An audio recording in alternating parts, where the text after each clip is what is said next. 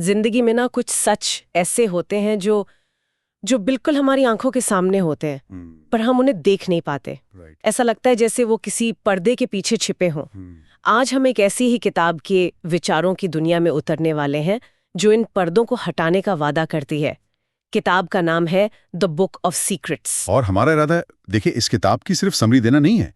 हम इसकी कुछ सबसे गहरी और कह सकते हैं चौंकाने वाली बातों को कहानियों के जरिए समझने की कोशिश करेंगे।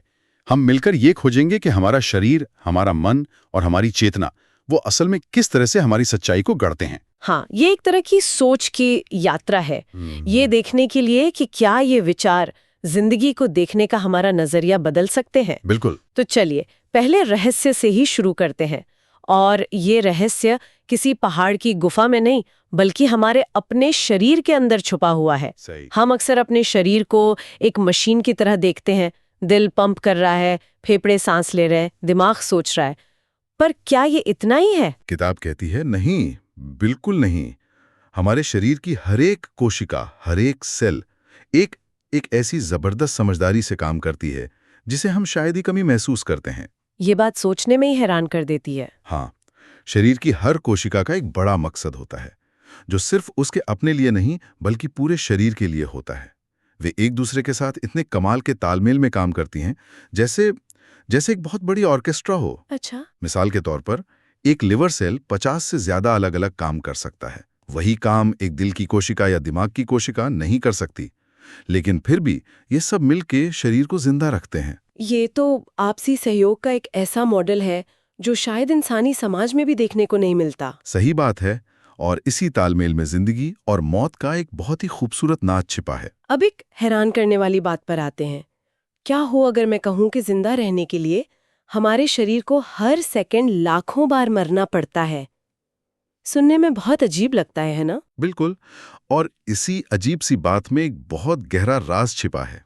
विज्ञान की भाषा में इसे एपोप्टोसिस कहते हैं। एपोप्टोसिस, इसका मतलब क्या हुआ? इसका मतलब है प्रोग्राम्ड सेल डेथ। मतलब हमारे शरीर की कोशिकाएं एक तय समय पर एक तय कार्यक्रम के हिसाब से खुद को खत्म कर लेती हैं।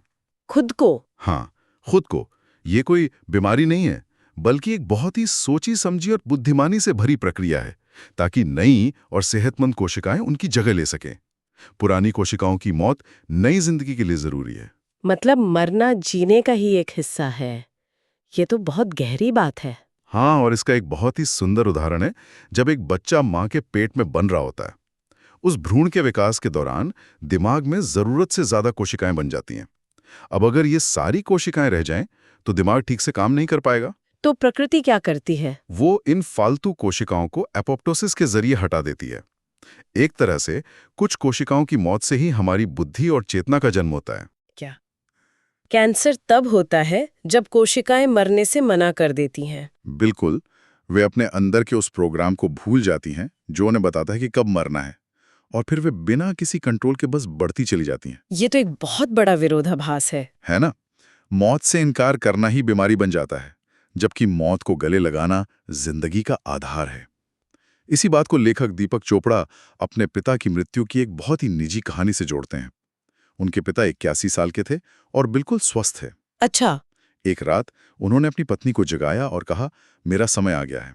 उन्होंने अपनी पत्नी को अलविदा कहा, ईश्वर को याद किया और बहुत ही शांति से अपने प्राण त्याग दिए। मतलब उन्होंने अपनी मौत को आते हुए महसूस किया? बिल्कुल, बिना किसी डर के? हाँ, पूरी चेतना और शांति के साथ, जैसे कोई एक कमरे से निकलकर दूसरे कमरे में जा रहा हो।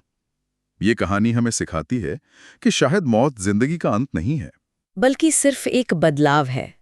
ठीक वैसे ही जैसे शरीर में पुरानी कोशिकाएं नई कोशिकाओं के लिए जगह बनाती हैं। बिल्कुल। ये सब जानने के बाद तो जिंदगी और मौत को देखने का पूरा नजरिया ही बदल जाता है। अगर हमारे शरीर के इतने छोटे लेवल पर जीना और मरना आपस में गुंथे हुए हैं, तो फिर हम मौत से इतना डरते क्यों हैं? ये एक ऐसा सवाल है जिस पर हर किसी को सोचना चाहिए। सही बात है। और कोशिकाओं की ये अंदरूनी दुनिया ये बताती है कि हमारा शरीर कैसे एक अंदरूनी सच्चाई बनाता है। और यहीं से हम एक और भी बड़े रहस्य की ओर बढ़ते हैं। वो क्या है? कि शायद सिर्फ हमारा शरीर ही नहीं, बल्कि जिसे हम बाहरी दुनिया कहते हैं, वो भी हमारे ही भीतर बनती है। मतलब जो कुछ हम बाहर देखते हैं वो असल में हमारी अपनी सोच और समझ का आईना है। ये तो सुनने में थोड़ा अजीब लगता है। मैं बाहर एक पेड़ देखती हूँ तो वो पेड़ तो सच में बाहर है, मेरे अंदर कैसे हो सकता है? इसे समझने के लिए किताब में एक बहुत जबरदस्त कहानी है। सोचिए, आप एक हवाई जहाज में बैठी हैं। इस कहानी में जागरूकता के 3 लेवल हैं। अच्छा। पहला है यात्री का। यात्री वो है जो सिर्फ अपनी 5 इंद्रियों पर भरोसा करता है। वो देखता है कि यह सैकड़ों टन का लोहे का जहाज है और उसे लगता है कि यह हवा में टिक ही नहीं सकता। वो डरा हुआ है। हाँ, ये तो हम में से कई लोग महसूस करते हैं। उसे लगता है कि वो बस घटनाओं का शिकार है और कुछ भी हो सकता है। दूसरा लेवल है पायलट का। पायलट का? पायलट सिर्फ अपनी आंखों से नहीं देखता, वो प्रकृति के नियमों को समझता है। उसे बर्नौली का सिद्धांत पता है, जो बताता है कि पंखों के ऊपर और नीचे हवा के दबाव में अंतर होने से जहाज ऊपर उठता है। तो वो इंद्रियों से परे जाके काम करता है? बिल्कुल, वो नियमों के ज्ञान का इस्तेमाल करता है। इसलिए जो यात्री को नामुमकिन लगता है, वो पायलट के लिए एक सामान्य प्रक्रिया है। और तीसरा लेवल? तीसरा और सबसे ऊंचा लेवल है डिजाइनर का। वो इंसान जिसने उस जहाज को बनाया है। वो सिर्फ प्रकृति के नियमों को समझता नहीं, बल्कि उनका इस्तेमाल करके कुछ नया बना देता है। वाह! वो हवा, धातु और ऊर्जा के नियमों को मिलाकर एक ऐसी चीज बनाता है जो पहले थी ही नहीं। वो किस्मत का शिकार नहीं है, बल्कि प्रकृति के साथ मिलकर अपनी किस्मत खुद बनाने वाला है, एक सह निर्माता। बिल्कुल, एक सह निर्माता। ये तो बहुत कमाल का उदाहरण है। तो इसका मतलब है कि हम अपनी जिंदगी में चुन सकते हैं कि हमें यात्री बनकर रहना है, पायलट बनना है या डिजाइनर। हाँ, हम अपनी जागरूकता का लेवल बढ़ाकर घटनाओं के शिकार होने की बजाय अपनी असलियत के निर्माता बन सकते हैं। सही बात है। और हमारी धारणा ही न सिर्फ हमारी दुनिया, बल्कि हमारे दुख और पीड़ा को भी जन्म देती है। किताब में जुड़वा बहनों की एक दिल छू लेने वाली कहानी है। वे दिखने में लगभग एक जैसी थी, शायद थोड़ा बहुत ही फर्क रहा हो, लेकिन उनमें से एक बहन मानती थी कि वो दुनिया की सबसे खूबसूरत लड़की है और दूसरी मानती थी कि वो बहुत बदसूरत है। और इसका उनकी जिंदगी पे क्या असर पड़ा? जमीन आसमान का। जो बहन खुद को खूबसूरत समझती थी, वो आत्मविश्वास से भरी थी, खुश रहती थी। लेकिन जो खुद को बदसूरत मानती थी, उसकी पूरी जिंदगी दुख, जलन और दूसरों से तुलना करने में बीत गई। अरे बाप रे! उसे हर जगह अपनी कमी ही नजर आती थी। यहाँ दुख की वजह कोई बाहरी सच्चाई नहीं थी, कोई और उन्हें देखकर शायद ही कोई बड़ा फर्क बता पाता है। दुख की असली वजह थी उसकी अपनी नकारात्मक सोच। वो एक ऐसी अवास्तविकता में जी रही थी जिसे उसने अपने मन में खुद बनाया था। बिल्कुल। ये कहानी मुझे सोचने पर मजबूर करती है कि मैंने खुद अपनी जिंदगी में कितनी बार बिना किसी असली वजह के खुद को कम आंका है।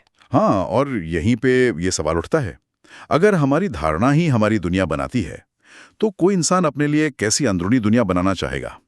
उस दुनिया को बनाने के लिए उसे अपनी किन पुरानी धारणाओं को छोड़ना होगा और किन नई धारणाओं को अपनाना होगा? ये सब सुनकर मेरे मन में एक सवाल उठता है जो शायद सबसे मुश्किल है। अगर हमारी धारणा ही सब कुछ है और हमारे अंदर अच्छाई बुराई दोनों है, तो फिर मैं कौन हूँ? ये अहंकार क्या चीज है और बुराई का क्या? और यहीं से हम अपनी बातचीत के सबसे गहरे हिस्से में पहुंचते हैं। किताब एक बहुत ही चौंकाने वाला रहस्य सामने रखती है। बुराई आपकी दुश्मन नहीं है। एक मिनट, ये कैसी बात हुई? बुराई तो बुराई है, वो दुश्मन नहीं तो और क्या है? इस बात की गहराई को समझने के लिए 1971 में हुआ एक बहुत ही मशहूर प्रयोग हमारी मदद कर सकता है। Stanford jail experiment.